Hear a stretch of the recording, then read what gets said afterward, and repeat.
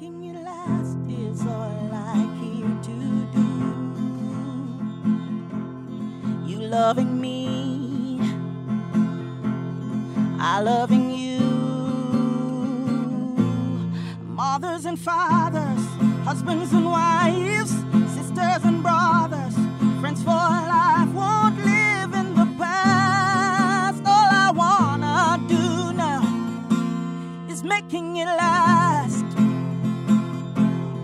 Mothers and fathers, sisters and brothers, friends forever, strengthening the ties that keep us together. How can we identify the factors that cause fear so we can have healthy relationships? Welcome to Make It Last podcast. I'm your host, Noreen Dealer. It's all about helping us to have better relationships, not just with ourselves, with other people. And we're going to be talking with Brian Tellor about this particular topic this time around. He is a podcaster.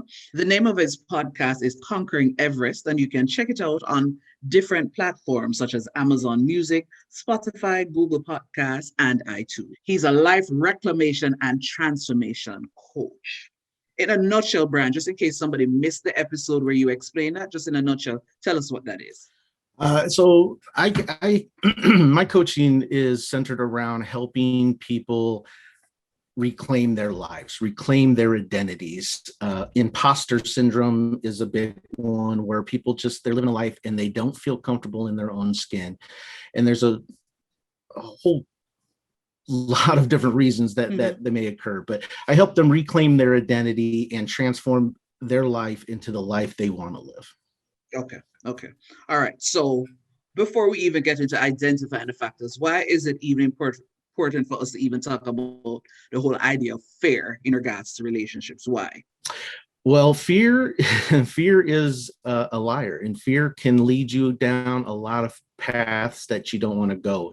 It can also close the window of opportunity that, maybe that's an opportunity you've been looking for your whole life, but you're held back by the fear, the insecurity, you're afraid to take that extra step to get outside of your comfort zone. And that gets to the point where it can mess with a person's mind and you forget who you are.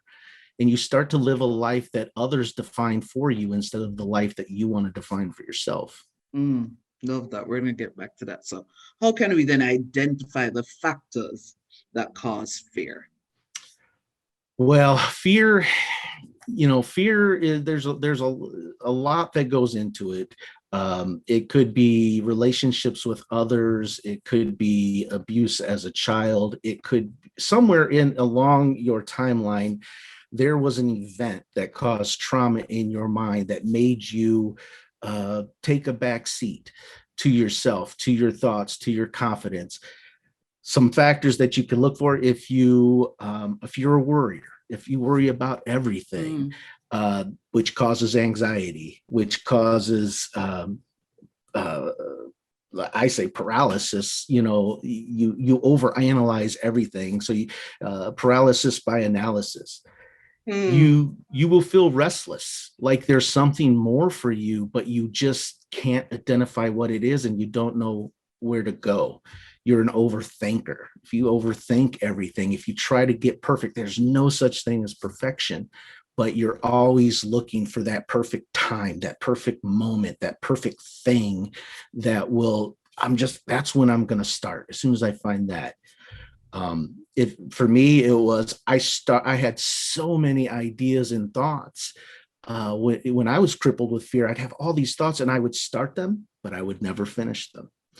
And, I like to use a quote, and I don't know who to attribute it to, but, on the other side of fear is limitless possibilities. And for me, in particular, when I knew there was something more. And so one day I said, if it scares me, I'm going to do it. And that's how I became a public speaker. I was terrified to speak in front of an audience, and that could be an audience of 5. The anxiety was crazy. I faced it. I just went and did it. And I knew I was going to fail, but through that failure, I was going to grow. And, and it's led to so many different opportunities. I know you've been enjoying the conversation, but we're going to take a little break and get a word from our sponsor. Photography is an art, but more so, photography must come from the heart. Precious moments, priceless times. Take a pic and know it will turn out fine. For beautiful captures, email us at bmcphotographyja@gmail.com or call us at 876-350-7089. BMC Photography JA. Beautiful moments captured. We're going to backtrack for a little bit because you Sure. said earlier, fear the whole idea that sometimes we live a life.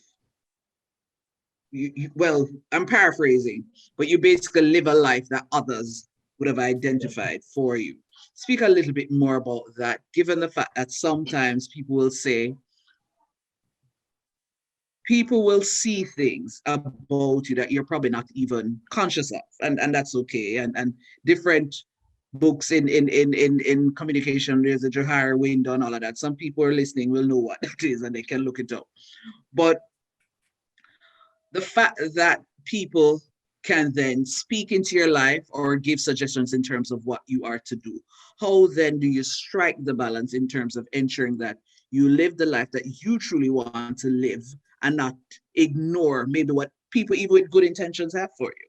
Yeah. How do you strike that balance? I think it's important to remember that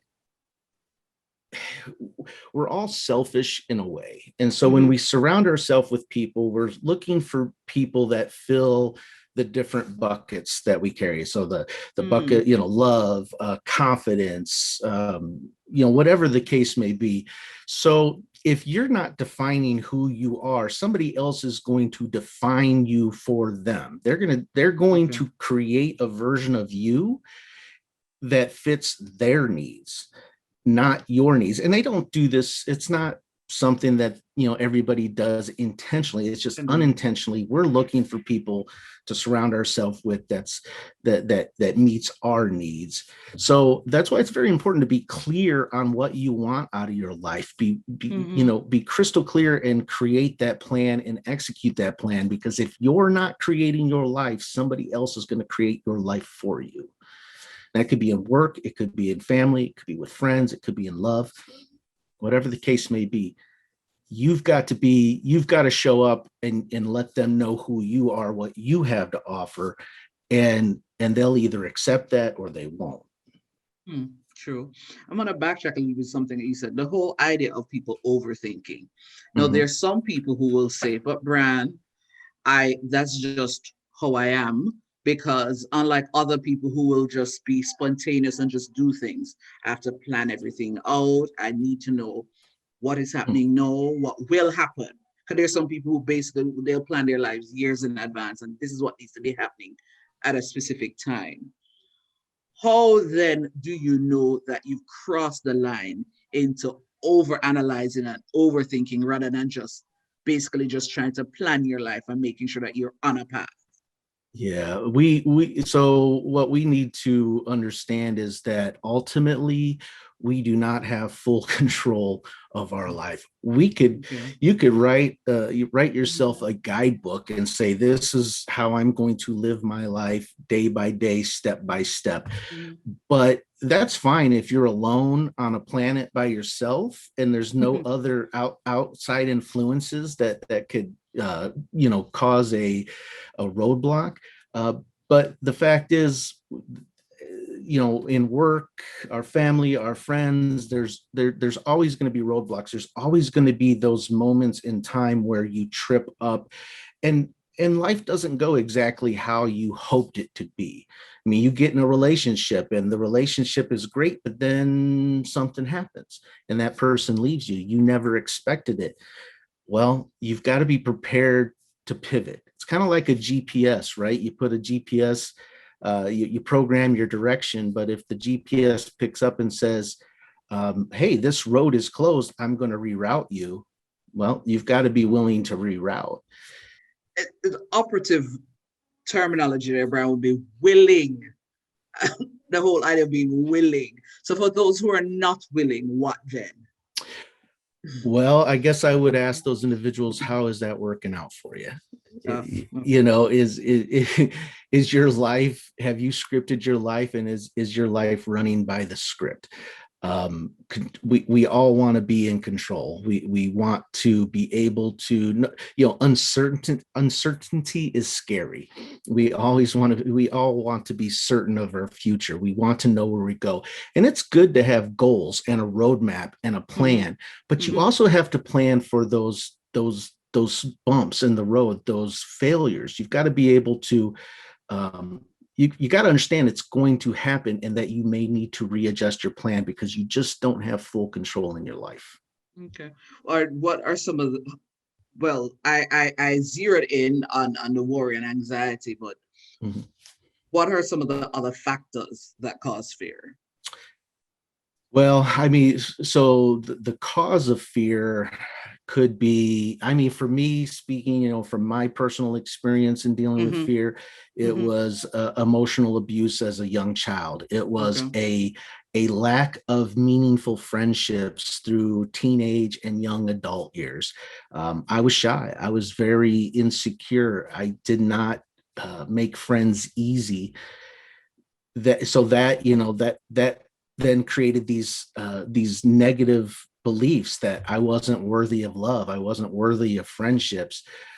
Even with family, you know, I was, you know, I remember one time as a kid, or not a kid, a young adult, and wrestling around with some of my younger cousins, and we broke a piece of furniture. And I got so panicked over that. Nobody cared. It was just a piece of furniture, but I got so panicked, I left. Because I was like, I don't know what I was afraid of, but I was afraid that, you know, something bad was going to happen. And so I just excused myself and left. You know, so the causes of fear are it's a wide river to cross, but you'll be able to identify it, especially when you start having those limiting self-beliefs, that negative talk, when you start thinking, I can't do this. Oh, I could never be at this level. When you start having those kind of thoughts, or you start preparing for a life, but you're taking the road of least resistance, that's you're crippled by fear. I know you've been enjoying the conversation, but we're going to take a little break and get a word from our sponsor.